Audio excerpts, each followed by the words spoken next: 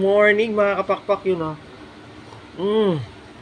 Isa talaga sa pinaka-favorite kong oras. Siyempre lahat naman nabigay ng Lord. Ito yung umaga mga kapakpak kasi sobrang early in the morning oh.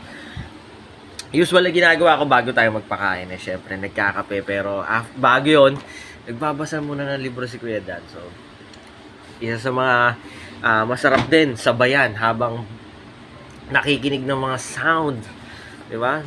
Ng mga ibon natin eh nakakapagbasa tayo. Oy, kapakpak continue na mag-aral ka kung sakali man.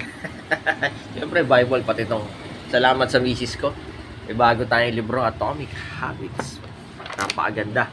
At again, siyempre sa mga nagtatanong, located po tayo sa 37 Consuelo Street, Marulas, Valenzuela City. Yan.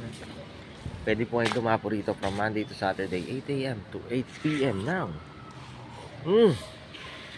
Gabi. Yan, para makapagkapi-kapi tayo, kapakpak. At, syempre, kwentuhang hiwaga. Ayun, oh.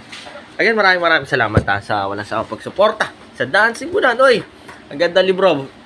Available to, kapakpak. Hindi tayo nagtitinda nito, pero para sa mga kapakpak natin, Atomic Habits. Napakaganda. Sobra. Again, syempre, mas lalo mong tatandaan, mas masaya ang buhay pag may ibon sa bahay. At syempre, God loves you so much. At pero syempre, isa sa mga best book, itong Bible natin. Yan, napakaganda po yan. So, huwag kakalimutan na kausapin ng Lord every morning. God bless sa lahat, ha.